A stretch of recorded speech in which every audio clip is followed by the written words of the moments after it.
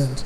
But at this point, ladies and gentlemen, the jewel of the night, it is my singular honor to introduce to you and to bring upstage my brother, friend, and colleague, a man that I respect so much, a man that I saw his career from 0 to 100 in a space of 6 months. Ladies and gentlemen, the one, the only, His Excellency, MC Tagwaye, the Senator.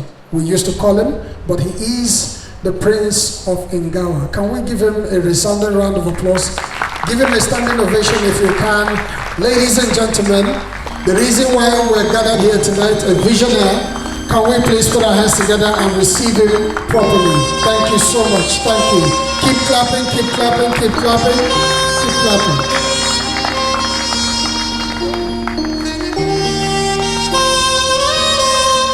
Thank you. Thank you. Thank you so much.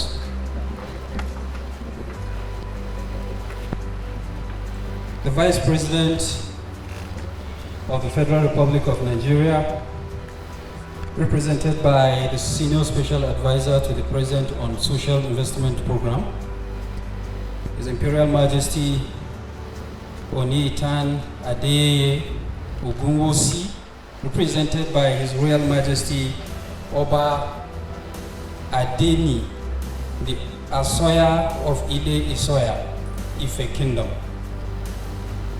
the Director General of NIDA, the Executive Governor of Nasarawa State, His Excellency Engineer Abdullah Isule, represented by the Honorable Commissioner of Education,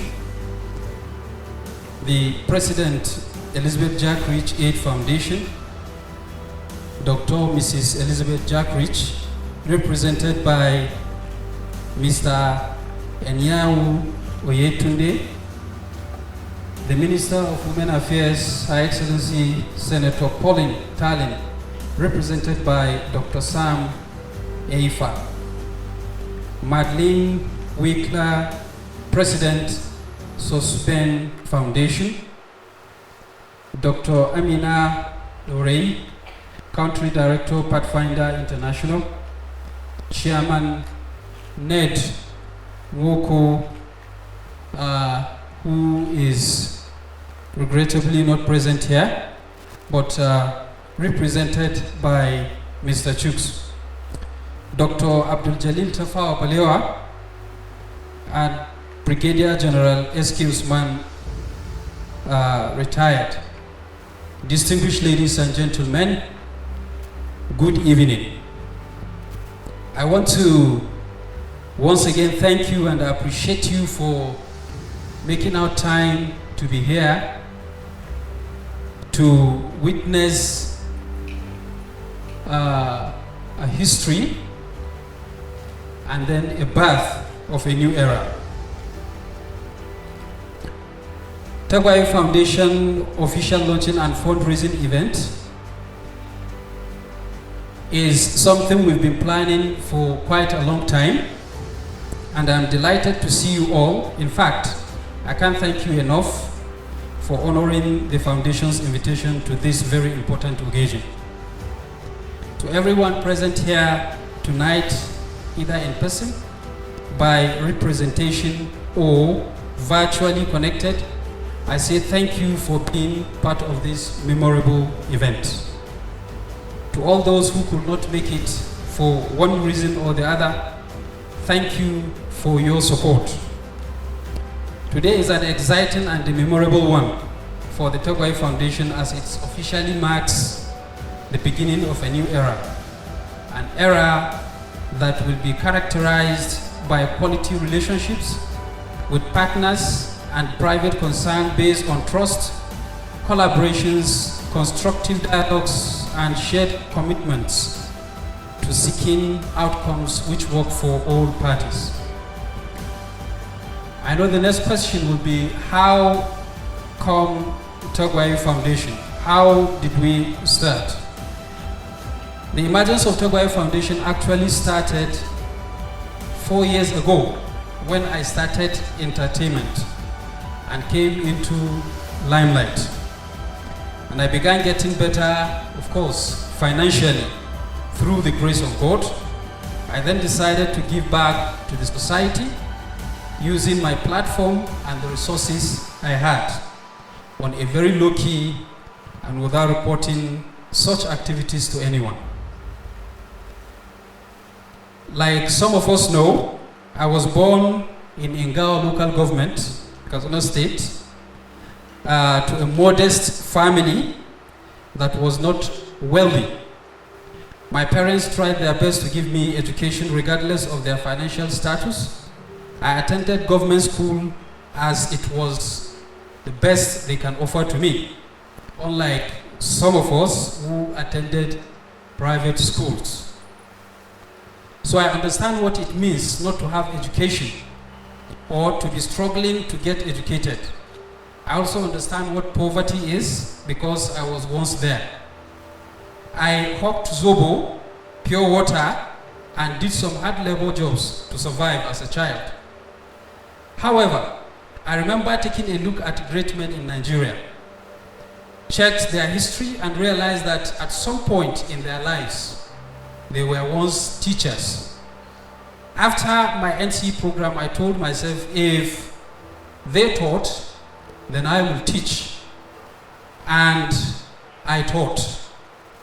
It was not about money as at that time, because in 2008, 2009, I was paid 8,000 naira as a classroom teacher, from which I paid my house rent, feeding, transportation, etc., etc.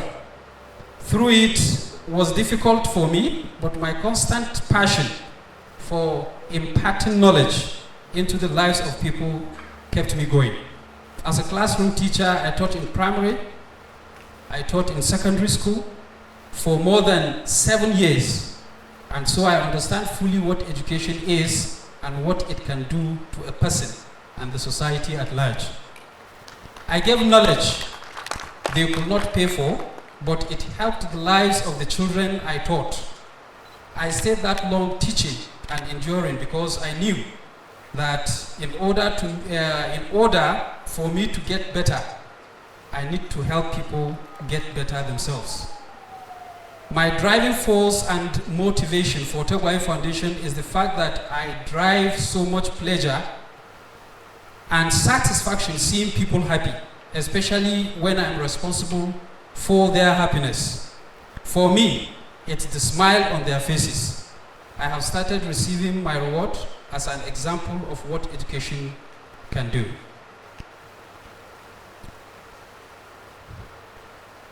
As a foundation, our focus areas are education for out of school and not in school children, skills acquisition for the youth, empowerment of widows, youth, orphans, advocacy against drug use and abuse, cultism, etc.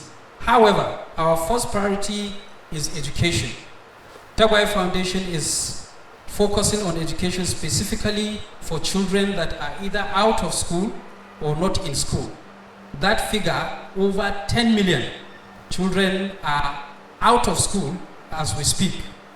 Research shows that what we are battling with today in Nigeria, especially the insecurities, the joblessness in the society, is as a result of our negligence.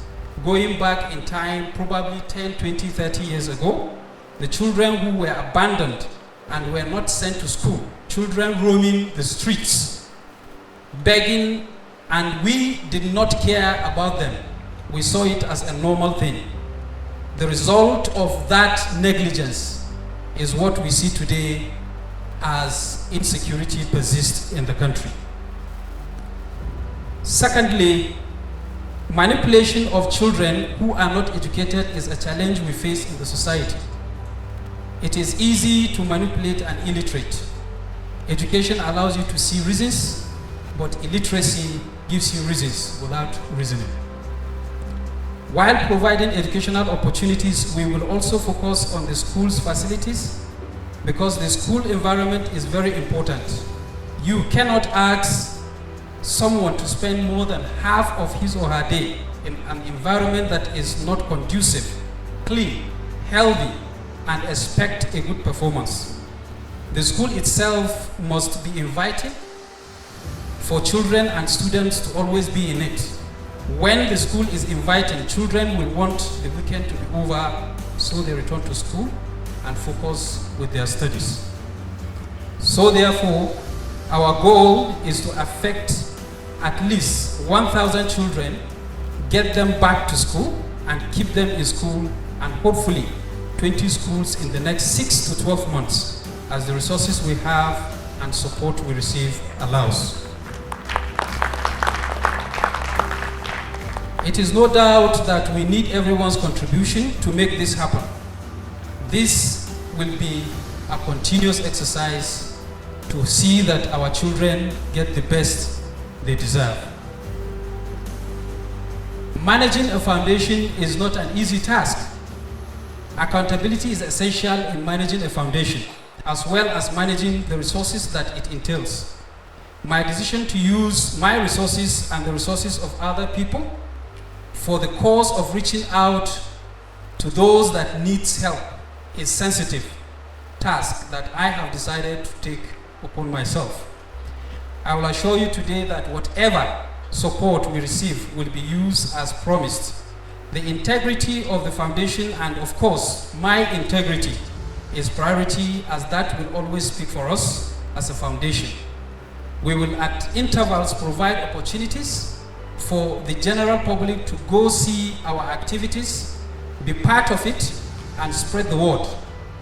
This, we know, will give more confidence to all who want to support the cause and thus be moved to donate more to helping those in need, especially the children.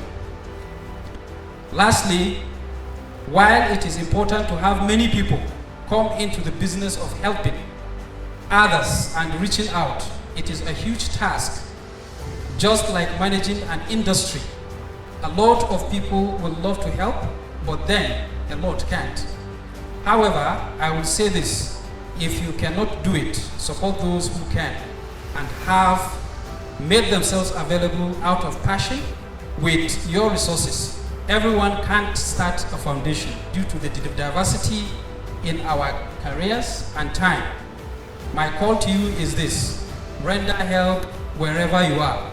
In your locality, reach out to the few you can. Just help whoever is in need. Look for those whose needs are compulsory than those whose needs are necessary.